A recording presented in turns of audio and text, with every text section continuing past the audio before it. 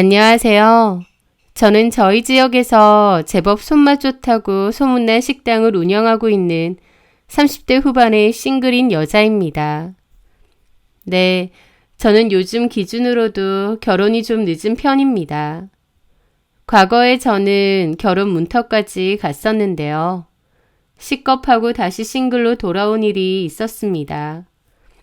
최악의 결혼을 할 뻔하다가 다시 돌아온 제 파혼 이야기를 여러분께 들려드리려고 합니다. 돌이켜보면 저의 20대는 참 숨가쁘게 흘러간 것 같아요. 남들처럼 대학에 진학해서 캠퍼스의 낭만이니 불타는 연애니 그런 여유로운 이야기들은 다 저와는 거리가 먼 이야기였으니까요. 저는 일찍 아버지를 여의고 홀로 남겨진 엄마와 아직 학생이었던 어린 동생들을 건사해야 한다는 책임감이 강했습니다. 그래서 저는 고등학교 졸업 후 대학 진학 대신 엄마가 작게 운영하시던 식당 일에 뛰어들었어요. 아버지가 남기신 자잘한 빚도 있었고 무엇보다 제가 장녀로서 이 가정을 책임져야 한다는 막중한 책임감이 있었거든요. 그래서인지 엄마는 늘 미안해하셨어요. 정희야, 엄마 때문에 네가 대학도 못 가고 너무 고생하는구나. 대학도 가고 친구들하고 시간도 보내고 그래야 되는데. 하지만 저는 괜찮았습니다. 제게는 꿈이 있었거든요. 엄마의 손맛을 이어받아 이 작은 식당을 언젠가는 사람들이 줄 서서 먹는 맛집으로 만들겠다는 거였죠. 남들과 비슷하진 않아도 그래도 저만의 꿈이 있었기 때문에 괜찮았습니다. 목표가 뚜렷했기에 20대에는 일만 죽어라 하고 살았던 것 같아요. 친구들이 한창 학교 다니면서 연애하고 캠퍼스 라이프를 즐기는 시간에 저는 앞치마를 두르고 주방에서 기름 냄새와 씨름했고 재료 준비하다가 새벽별을 보며 가게 문을 닫는 날이 부지기수였습니다. 연애요. 솔직히 생각할 겨를도 마음의 여유도 없었습니다. 그렇게 앞만 보고 정신없이 달려온 결과 다행히 저희 가게는 엄마가 혼자 일하실 때보다 훨씬 입소문을 타고 번창했고 동네에서는 제법 알아주는 맛집으로 자리 잡았습니다. 그러는 과정에서 아버지 빚도 모두 갚았고 가족들은 경제적으로 안정을 찾았죠. 그러다가 더 넓고 좋은 상가를 매입해 어엿하게 확장 이전까지 했으니 제 청춘을 바친 노력이 헛되지는 않았던 셈이었습니다. 특히 제게 가장 큰 힘이 되어준 건 2살 터울의 남동생 성우였습니다. 제가 식당 일 시작할 때만 해도 중학생이었던 녀석인데 군대 다녀오고 대학 졸업할 때쯤 되더니 불쑥 저를 찾아와 식당 일을 같이 돕겠다고 나서는 겁니다. 누나, 나는 아무래도 회사 체질은 안 될 것 같아. 누나 식당에서 일 배우고 싶어. 야, 너 미쳤어? 이 힘든 걸 왜 하려고 해? 그냥 취업 준비나 하고 평범하게 살아. 장사 아무나 못해. 누나 혼자 고생하는데 내 마음이 편할 것 같아? 그리고 나도 일반 회사 다닐 성격은 아닌 것 같아. 누나 식당 같이 하다가 돈 모아서 따로 내 분점 내고 싶어. 그건 아닌 것 같다. 일단 사회생활도 해보고 회사도 다녀보고 그게 먼저야. 정 하고 싶으면 직장생활 좀 해보고 30 넘어서도 생각 안 변하면 그때 다시 얘기해 보던가. 그때 동생의 고집을 꺾느라 얼마나 애를 먹었는지 모릅니다. 결국 제 뜻대로 동생은 일단 전공을 살려 회사에 취직했고 연애도 하는가 싶었습니다. 저는 동생이 어릴 때 했던 말은 그저 치기 어린 소리였겠거니 이제는 잊었을 거라고 생각했어요. 그런데 몇 년 후 30이 넘은 동생이 정말 다시 저에게 그 얘기를 하더라고요. 누나, 전에 했던 약속 기억나지? 30 넘어도 식당 일 하고 싶으면 안 말린다고 한 거. 뭐? 너 그걸 아직도 기억해? 당연하지. 나 누나 말대로 회사도 다녀봤지만 진짜 회사 체질은 아닌 것 같아. 월급쟁이는 내 적성에 안 맞아. 누나 밑에서 일 배우고 나중에 내 가게 내고 싶어. 이번엔 반대하지 마. 동생은 더 이상 철부지가 아니었습니다. 즉흥적으로 하는 말이 아니라 오랫동안 진지하게 고민해온 계획이라는 것이 느껴졌죠. 마침 엄마께서도 이제는 힘에 부치신다며 식당 일을 그만두고 싶다는 말씀을 종종 하시던 터라 저도 이제는 동생과 함께 힘을 합쳐 식당을 더 키워나가야 할 때라는 결심이 서더군요. 그래서 그때부터 동생 성우는 제 든든한 오른팔이 되어 식당 일을 함께하게 되었습니다. 동생이기 때문에 월급도 어지간한 대기업 부럽지 않게 두둑하게 챙겨주었습니다. 막내 여동생은 교대에 진학해 초등학교 선생님이 되었고 임용되자마자 좋은 동료 교사를 만나 저보다 먼저 결혼을 했어요. 예쁜 아기까지 낳고 잘 살고 있고요. 어쨌든 저는 가족들을 위해 또 제 꿈을 위해 정신없이 살다 보니 어느덧 제 나이가 30 중반을 훌쩍 넘기고 있더라고요. 그제야 정신을 차리고 주변을 돌아보니 친구들은 대부분 결혼해서 아이를 키우고 있었습니다. 엄마의 걱정 어린 잔소리가 본격적으로 시작된 것도 그때부터였습니다. 정희야, 너는 언제까지 일만 할래?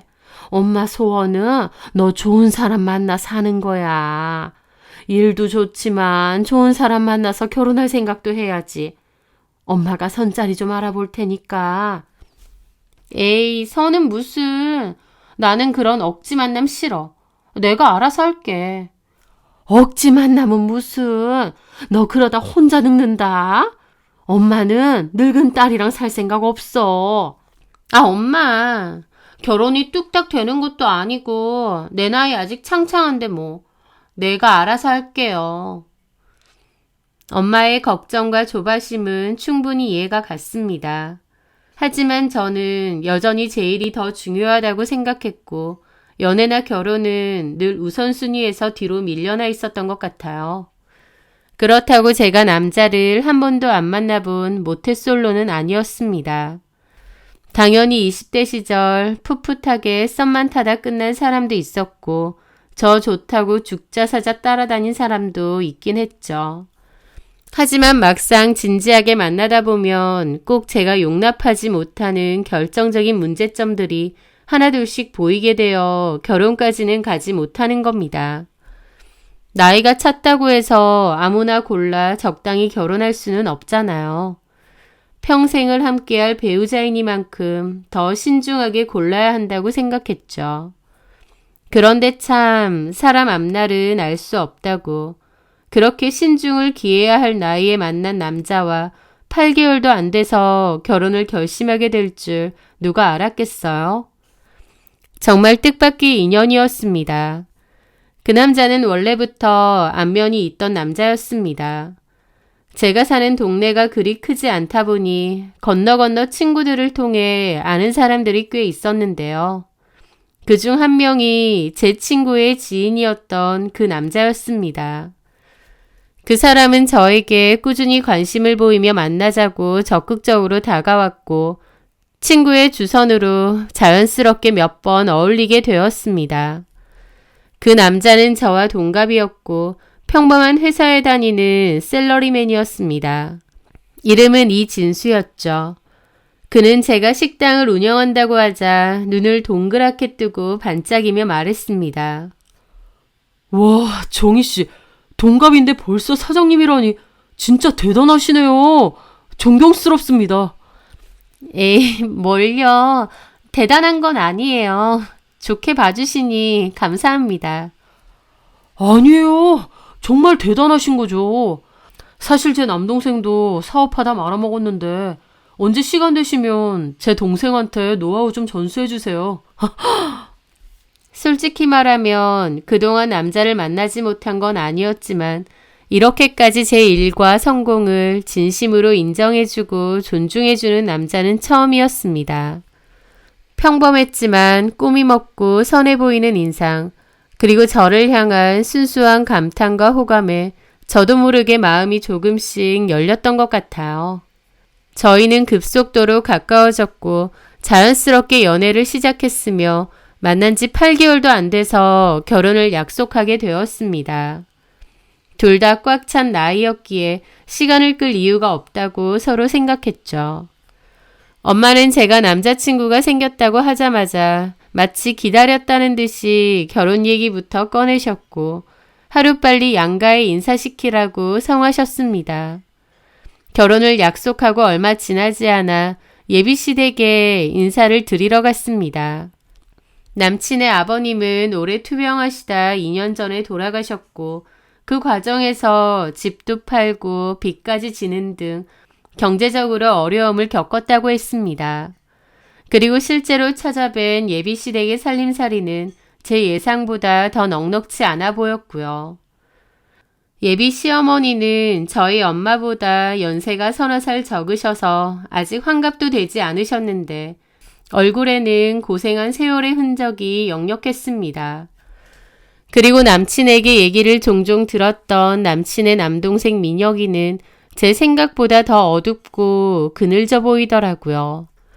남친의 남동생은 식사 자리 내내 거의 말이 없었고 간간히 저를 힐끔거리는 눈빛에는 어떤 경계심 같은 것이 서려 있는 듯 했습니다. 식사가 끝나자마자 남친 남동생은 제게 짧게 목례만 하고는 자기 방으로 쌩하니 들어가 버렸죠. 예비 시모는 그런 아들의 뒷모습을 씁쓸하게 바라보더니 제 손을 덥석 잡고는 마치 준비라도 한 듯 푸념 섞인 말을 늘어놓기 시작했습니다. 아이고 정이야. 내가 우리 집 양반 살아있을 때만 해도 떵떵거리며 살았는데 어쩌다 보니 이렇게 어렵게 살게 됐네. 그래도 우리 진수 덕분에 그나마도 이만큼 사는 거야. 너도 우리 사정 들어서 대강 알지? 네, 어머님. 진수 씨한테 들었어요. 그런데 결혼 준비 때문에 그러시는 거면 너무 걱정하지 마세요. 저희 양가 부모님 도움 없이 저의 힘으로 알뜰하게 준비할 거예요. 제 대답이 퍽이나 마음에 들었는지 예비 시어머니는 과장되게 안도의 한숨을 내쉬며 제 손을 더욱 꽉 잡았습니다. 아휴, 고맙구나. 우리 진수는 이제 네가 있으니 걱정 없는데 우리 둘째가 문제야. 사업 말아먹고 우울증 와서 방에만 틀어박혀 있으니 내가 속이 타 죽겠다. 아픈 손가락이야, 정말. 그러면서 예비 시어머니는 다시 제 얼굴을 빤히 쳐다보며 의미심장한 미소를 지으며 말했습니다. 그런데 너를 보니까 우리 민혁이한테 네가 큰 힘이 되어주겠다 싶네. 너 참 복덩이 같아. 나는 너 오늘부터 내 딸처럼 생각할 테니 너도 나 편하게 엄마처럼 생각하고 시동생도 네 동생처럼 잘 챙겨줘야 하고 그래 줄 수 있지? 그때는 그 말의 진짜 의미, 그 속에 숨겨진 뻔뻔한 속내를 제대로 알지 못했습니다. 그저 둘째 아들 걱정에 마음고생이 심하신가 보다 정도로만 순진하게 생각했죠. 하지만 네가 큰 도움이 되겠다는 그 말이 왜 유난히도 불길하게 귓가에 맴돌았는지 지금 생각해보면 그때 이미 모든 불행의 씨앗이 뿌려지고 있었던 것 같습니다. 예비 시어머니는 제가 뭐가 그렇게 마음에 들었는지 처음 인사드린 날부터 저를 딸처럼 대하겠다며 살갑게 굴면서도 결혼 준비 과정에서는 저를 들들 볶다시피 하시더군요. 상견례 전에 결혼 날짜부터 잡자고 성하셨고 예단이니 혼수니 다 필요 없다고 말하면서도 은근히 이것저것 바라는 눈치를 보였죠. 그렇게 결혼 준비가 본격적으로 시작되면서 예비 시어머니의 노골적인 속내가 거침없이 드러나기 시작했습니다. 처음에는 마치 기자가 취재라도 하듯 제 수입과 재산 규모를 집요하게 캐물으시더군요. 게다가 전화통화를 할 때나 가끔 만날 때면 어김없이 돈 이야기가 빠지지 않았죠. 아가, 네 식당 말이야. 나는 그 정도인 줄 몰랐는데 유명하더라. 그럼 한 달에 얼마 정도 버니? 나한테는 말해줄 수 있잖아. 우리 이제 한 식구인데 뭘 숨겨. 어머니, 죄송하지만 매출은 좀 그냥 먹고 살 만큼 버는 거죠, 뭐. 아이, 참, 섭섭하게. 나한테도 말 못 해주니? 참, 그런데, 친정엄마 생활비는 네가 다 들이니? 네 남동생도 식당 일 한다던데 월급은 얼마나 주고? 혹시 너 혼자 친정 먹여 살리는 건 아니지? 그런 질문들이 불쾌하게 느껴지기도 했지만 결혼을 앞두고 예비 시어머니의 기분을 상하게 할 수는 없었기에 최대한 좋게 좋게 대답했습니다. 하지만 제 속마음은 편치 않았습니다. 결혼도 하기 전에 며느리의 재정 상태를 이렇게 속속들이 파헤치려는 의도가 대체 뭘까? 묘한 불안감이 엄습하더라고요. 그렇게 예비 시어머니는 제 재정 상황을 어느 정도 파악하고 나자 마치 당연하다는 듯이 아니 당연히 제가 해야 할 의무라는 듯이 저에게 이런 말을 하시는 거예요. 너희 집은 네 덕에 엄마가 호강하네. 네가 살림 미천인가 보다. 나도 아들이 둘이나 있는데 우리 둘째가 애물단지라 걱정이네. 어쨌든 정이야. 결혼하면 친정 식구 챙기듯 아니 더 우리 가족도 잘 챙겨야 한다. 예단 혼수 다 필요 없어. 그저 며느리로서 우리 식구 잘 챙겨주기만 해. 알았지? 네, 어머님. 결혼하면 시댁도 제 가족인데 잘해야죠.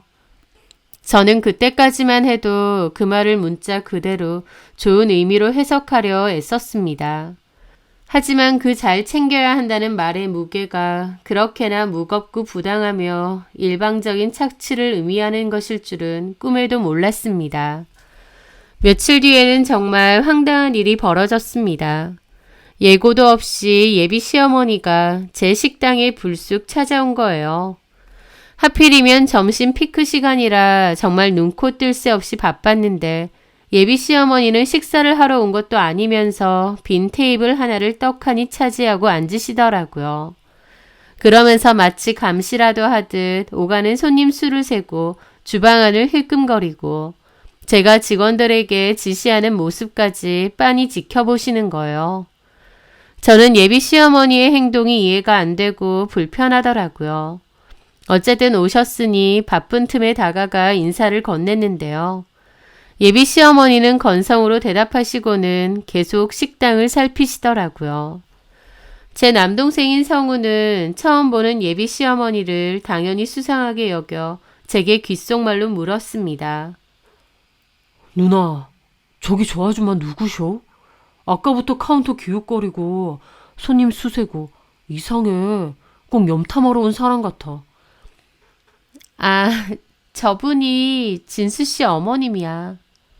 우리 예비 시어머니. 뭐? 근데 왜 저러고 계신 건데? 아까 나한테도 와서 매출 얼마냐고 묻길래 이상한 사람인가 싶어서 대답 안 했거든. 눈빛이 좀 이상해. 남동생의 말에 제가 오히려 민망하고 머쓱하게 대답을 했죠. 아, 내가 한번 오시라고 했거든. 그냥 구경 오신 거겠지 뭐. 너무 신경 쓰지 마. 내가 가서 식사라도 하고 가시라고 할게. 저는 애써 태연한 척하며 예비 시어머니에게 다가가 식사를 권했습니다. 하지만 예비 시어머니는 먹고 싶은 생각이 없다며 퉁명스럽게 대답하고는 제가 바쁘게 움직이는 모습을 못마땅한 표정으로 한참 더 지켜보시다가 아무 말 없이 휙 돌아가 버리시는 거예요. 며느리가 될 사람 가게에 와서 밥 한 끼 안 먹고 염탐만 하고 가는 그 모습이 도무지 정상적인 시어머니의 행동으로 보이지 않았고 제 마음속 불안감은 더욱 커져만 갔습니다. 그 후로 예비 시어머니는 만날 때마다 예비 시동생 이야기를 꺼내며 저를 본격적으로 압박하기 시작했습니다. 처음에는 동정심에 호소하는 방식이었습니다. 정희야, 내가 얘기 들어보니 너 분점 낸다고 준비한다던데 맞니? 네? 아, 그건 어떻게 하시고. 다 다 듣는 수가 있지. 맞아? 예, 맞아요. 아유, 잘 됐다. 저기 우리 민혁이 말이야. 너도 봤지만 영 상태가 안 좋지? 원래는 싹싹하고 일도 잘했는데 사업 실패하고 돈도 좀 잃고 나서는 의욕을 잃었어. 방에만 틀어박혀 있고 내가 정말 속상해 죽겠다. 어머니 걱정 많으시겠어요. 민혁 씨도 얼마나 힘들겠어요. 시간이 필요할 거예요. 처음엔 저도 진심으로 안타까운 마음에 이렇게 위로했지만 만날 때마다 똑같은 레퍼토리의 신세 한탄과 하소연이 반복되자 점점 지쳐갔습니다. 그런데 예비 시어머니가 그러더라고요. 그런 게 있다. 가족 중에 누구 하나 잘 되면 안 되고 두루두루 잘 살아야 걱정이 없거든. 그런 점에서 우리 민혁이도 잘 돼야 너네도 편한 거고. 사실 우리 민혁이 음식 솜씨는 타고났어. 손맛이 야무져. 생각해봤는데 정희 너 결혼하면 우리 민혁이한테 네 식당 분점 그거 사장을 맡기면 어떨까? 네가 일 가르쳐주면 금방 배우지. 네? 분점을요? 걔가 남 밑에선 일 못하고 가게 하나 그렇게 해주면 운영 참 잘할 거야. 망하긴 했어도 어쨌든 장사 경험도 있고 너도 마침 분점 낸다고 하니 잘 됐지 뭐니? 저는 순간 당황했지만 애써 침착하게 거절 의사를 밝혔습니다. 어머님, 근데 그건 좀 아닌 것 같아요. 저희 식당에서 일을 꾸준히 했던 것도 아닌데 덥석 분점을 맡고 그럴 순 없죠. 차라리 와서 일을 좀 배워보는 건 어때요? 아니, 나도 말해봤는데 걔가 자존심도 세고 남 밑에선 일을 잘 못해서 걔는 딱 사장 스타일이거든. 어쨌든요, 어머님, 그건 좀 힘들 것 같아요. 죄송해요. 제 정중하지만 단호한 거절에 예비 시어머니는 노골적으로 불쾌한 표정을 감추지 못하며 입을 삐죽거렸습니다. 그렇게 그 일은 넘어간 줄 알았는데 며칠 후 또다시 저를 찾아와 제 식당 분점을 예비 시동생이 운영하게끔 하자고 하는 겁니다. 이번에는 거의 반 협박조였습니다. 정희야, 너 정말 이렇게 매몰차게 나올 거니? 결혼하면 다 식구인데 네가 좀 도와줘야지. 자꾸 거절하면 나도 섭섭하다. 시동생이라고 하나 있는데 사랑굿이라고 살아야 너도 편할 거 아니야. 어머님, 저 곤란하게 왜 그러세요? 장사라는 게 그렇게 쉬운 것도 아니고 또 괜히 분점 운영 잘못하면 본점에도 문제 생기는 거고요. 죄송하지만 더 말씀 안 하셨으면 좋겠어요. 저는 이번에도 부드럽지만 단호하게 거절했습니다. 그렇게 예비 시어머니와의 불편한 대화를 마무리했지만 마음 한구석이 계속 찜찜하고 불안했습니다. 이 문제를 이대로 덮어두었다가는 결혼 후 더 큰 갈등의 불씨가 될 것 같다는 예감이 강하게 들었죠. 그래서 저는 큰맘 먹고 남자친구에게 이 상황을 솔직하게 털어놓고 도움을 청하기로 결심했습니다. 그러면 제 입장을 이해해주고 중간에서 현명하게 조율해 줄 것이라고 믿었거든요. 그날 저녁 퇴근하고 만난 남친에게 어렵게 말을 꺼냈습니다. 자기야, 나 할 말 있는데 어머님께서 자꾸 분점을 내서 민혁 씨를 월급 사장으로 앉히라 그러셔. 내가 몇 번 거절했는데도 계속 그러시네. 나 너무 힘들어. 자기가 어머님께 잘 좀 말씀드려서 이 얘기 더 안 나오게 해줄 수 있을까? 저는 남친이 정말? 엄마가 또 그러셨어? 내가 단단히 말씀드릴게. 신경 쓰지 마. 라고 말해줄 줄 알았습니다. 하지만 남친의 반응은 제 기대와는 완전 다르더군요. 남친은 제 말을 듣고는 잠시 미간을 찌푸리더니 오히려 제가 너무하다는 듯 서운하다는 표정을 지으며 말하는 겁니다. 민혁이 좀 도와달라고 엄마가 부탁한 게 그렇게 기분 나빠? 민혁이가 가게를 맡는 게 그렇게 안 될 일이야? 이제 곧 가족인데 네가 좀 넓은 마음으로 이해해주고 도와주면 안 되는 거야? 그 말을 듣는 순간 저는 순간적으로 머릿속이 하얘지면서 말문이 막혔습니다. 그게 그렇게 쉬운 것도 아니고 저한테 분점 사장짜리 맡겨놨나요? 어떻게 저렇게 자기 가족 입장만 생각할 수 있지? 황당하고 기가 막혔지만 애써 침착하게 다시 이유를 설명하기 시작했습니다. 자기야, 오해하지 마. 식당 일이라는 게 그냥 덜컥 운영만 하겠다고 해서 되는 게 아니야. 그리고 우리도 분점 계획 있는 건 맞는데 사실 그 가게는 성우가 하기로 했어. 그렇게 얘기를 다 하고 있는데 이제 와서 갑자기 다른 소리를 어떻게 해. 우리 지금 결혼 준비만 해도 바쁜데 자꾸 이런 문제로 부담 주시는 거 나 솔직히 좀 그래. 그러니까 자기가 좋게 좀 말씀드려. 저는 나름 기분 나쁘지 않게 좋게 얘기를 했다고 생각했는데 남친은 제 말에 오히려 표정이 확 굳더라고요. 성우가 하기로 했다고? 전부터 계속 얘기했던 거야. 남친은 굳은 얼굴로 한참이나 생각에 잠기더니 마지못해 고개를 끄덕였습니다. 일단 알겠어. 내가 엄마한테 말씀드릴게. 저는 그제야 겨우 안심했습니다. 남친이 마침내 제 입장을 이해해 주었고 이제 이 문제는 깔끔하게 해결될 것이라고 믿었죠. 하지만 그것은 또 한 번의 순진한 착각이었습니다. 예비 시어머니는 제 거절에 단단히 앙심을 품고 복수의 칼날을 갈고 있었고 남친 역시 제 생각과는 전혀 다른 속내를 감추고 귀에만 엿보고 있었다는 사실을 저는 곧 뼈저리게 깨닫게 되었거든요. 얼마 뒤였어요.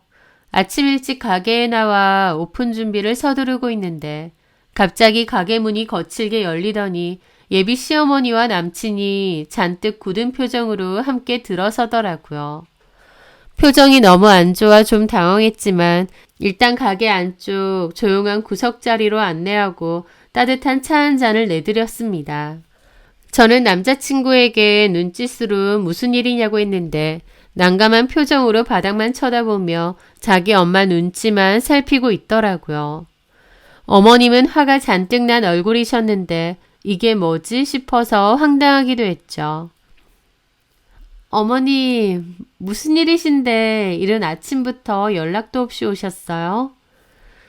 제가 조심스럽게 묻자 예비 시어머니는 제 말이 끝나기도 전에 테이블을 손바닥으로 탁 치며 앞뒤 다 자르고 버럭 소리를 질렀습니다.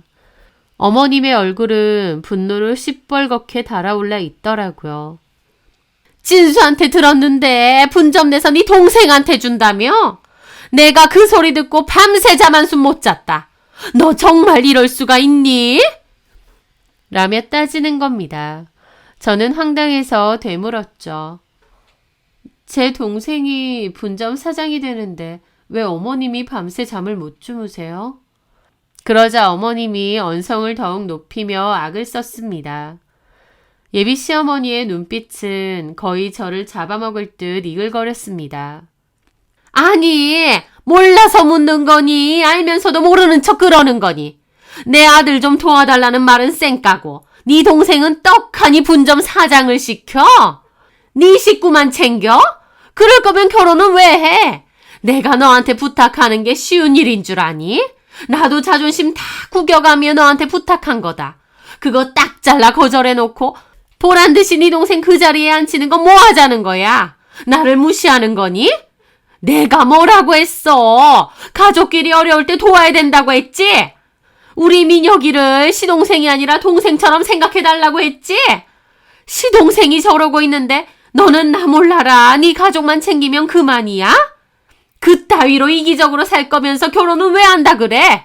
라는데 한마디로 기가 막혔습니다. 이게 말로만 듣던 시월드의 상상 초월 갑질인가 싶더라고요. 예비 며느리의 가게가 마치 자기 것처럼 마음대로 휘두르려고 하는데 이게 무슨 날강도 같은 심보인가 싶었죠. 결혼도 하기 전에 그것도 제 피와 땀이 서린 돈과 제 동생의 꿈과 노력이 담긴 가게인데 그걸 아무렇지도 않게 예비 시동생에게 내놓으라고 생떼를 쓰는 그 뻔뻔하고 탐욕스러운 태도에 분노가 머리끝까지 치밀어 올랐습니다. 그리고 또 내가 하는 일을 얼마나 우습고 만만하게 봤으면 이런 말도 안 되는 요구를 할까 싶기도 했고요. 황당하고 믿을 수 없다는 얼굴로 남자친구를 쳐다봤는데 남친 역시 지네 엄마랑 똑같은 표정을 짓고 있더군요. 자기 엄마의 그 말도 안 되는 억지를 말리기는커녕 오히려 저에게 한다는 소리가 정말 가관이었습니다. 솔직히 나도 좀 섭섭해. 엄마가 틀린 말 한 거 아닌 것 같아. 솔직히 우리 엄마가 자존심 다 구겨가며 그렇게 부탁할 땐 딱 잘라 거절하고 네 동생은 보란듯이 챙겨주고 나도 이건 좀 아닌 것 같아. 솔직히 민영이가 안정적으로 잘 살아야 우리도 편한 거 아니야? 어차피 이제 다 한 가족 될 건데 서로 다 같이 잘 살자는 게 문제냐고. 라는데 와, 이 인간들 답도 없구나 싶더라고요. 그리고 내가 사람을 잘못 봐도 한참 잘못 봤다는 것도 깨달았죠. 아직 결혼도 하기 전에 저와 제 가게를 마치 자기들 거인 양 하면서 저를 휘두르려고 하는데 결혼 전에 이 본 모습을 본 게 차라리 천만다행이라는 생각마저 들었습니다. 그리고 그 순간 머리가 명료해지더라고요. 더 이상 이들과 말을 섞는 것조차 시간 낭비라고 판단했습니다. 저도 더 이상 참을 수가 없어 찻잔을 테이블에 탁 내려놓으며 차갑게 쏘아붙였습니다. 지금 갑자기 가게 쳐들어와서 이런 말도 안 되는 억지를 부리세요, 어머님. 아니, 아줌마. 뭐? 아줌마? 네, 아줌마. 똑똑히 들으세요. 이 가게 제 거고요. 아줌마 것도 이준수 것도 아닙니다. 제 가게 제가 하고 싶은 대로 한다는데 뭔데 이렇게 얘기를 하시는지 이해가 안 되네요. 우리 가족만 챙긴다고요? 그러는 아줌마는 결혼 전부터 며느리한테 빼먹어서 둘째 아들 챙길 궁리부터 하세요? 왜 제 가게를 아줌마 아들한테 내놓으라고 생떼를 쓰시냐고요? 제 거침없는 말투에 남자친구와 어머님은 잠깐 움찔하는가 싶었습니다. 제가 아이고 죄송합니다. 저희 동생 아니고 예비 시동생한테 줄게요. 그럴 줄 알았나요? 어이가 없었죠.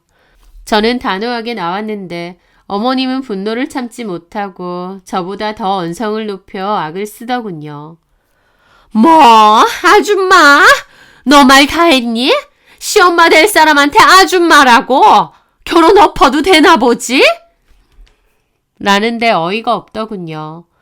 제가 무슨 결혼 못해서 환장한 사람도 아니고 결혼 없는다고 하면 제가 벌벌 떨 줄 알았나요?